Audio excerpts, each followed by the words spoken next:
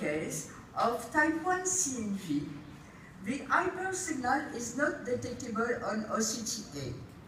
It is attenuated and blocked by MOH or elevated PET, as you can see on cross-sectional OCT, and the retinal flow is colorized in red. OCTA shows perfectly type 2 CNV. You can see multiple and delicate branching, lobes, and anastomosis, peripheral arcade, and hypo-intense halo. And the hypersignal of type 2 CNV is detectable on this cross-sectional OCT outer of IPE layer. The hypersignal of minimally classic is also detectable, showed type 2 CNV outer of IPE layer and deeper type 1 CNV between IPE and bulk membrane. Type 3 now. The hypersignal here is a tuft-shaped aspect from choroid to outer retina. Between IPE and bulk, you can see here the bulk segmentation, and the choroidal hyperfloat is marked by a circle.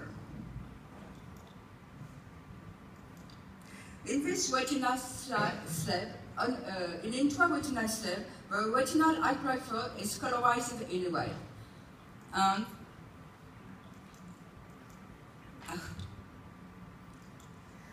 you can see on superficial level retinal anastomosis. And on the choriocapillaris slab, you can see retinal angiomatous proliferation. With ICG, we have retinal anastomosis with CNV, but with dye injection.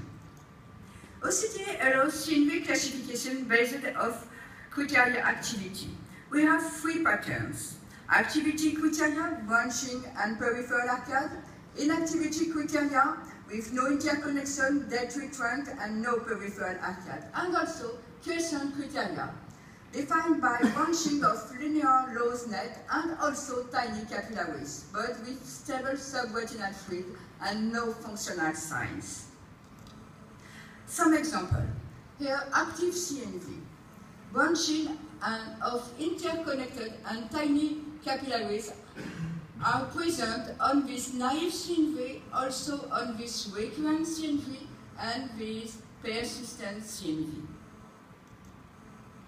The peripheral anastomotic neovascular arcade is visible on naive CNV, and this peripheral arcade is complete on naive CNV. It is partial on this recurrent CNV and also partial on this persistent CNV. Few loops and anastomosis are also visible related with limited persistence of activity, as you can see here on this example. Now, inactive CNV. We found voluminous rarified vessels, loose net without interconnection. You have here 3 examples of remodeling fibrosing with here dead tree aspect. Some example of feeder vessel trunk. Feeder vessel trunk is only visible on inactive CNV signal, here, and less visible in presence of fluid. Now the dead tree appearance. We have 3 stages. Here on the left, we have a dead tree aspect of inactive CNV, but let's see partial peripheral arcade. We must be careful. This CNV can be reactive. On the middle, we had recent fibrosis with dense mature vessels, and on the right, late fibrosis without low vascular density. Now, quiescent CNV. On this example, visual acuity is stable, without metamorphopsia and without fluid. And during 1 year, we have no modification of hypersignal and of fluid on the different OCTP. These ill-defined CNV with limited extensions will suggest observation is needed.